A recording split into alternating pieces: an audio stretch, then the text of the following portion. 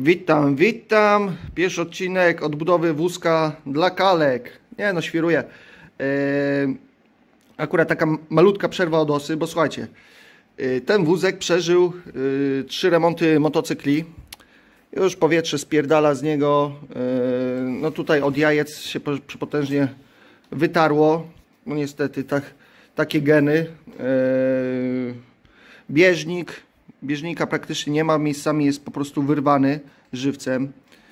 Tutaj wszędzie są takie ostre kanty, wiecie, bo tak wjadę w jakiś krawężnik. Tu wiecie, też ja się rozpędzam tak 47 na godzinę i wtedy ostre hamowanie tam na takiej szykanie i kurwa tutaj hamulce też są powyjeżdżane. No kółka obite, ufajdolone, więc no trzeba będzie troszkę tutaj oprzyć, troszkę blacharki, takiej, ja wiem, taka szybka będzie naprawa, nie?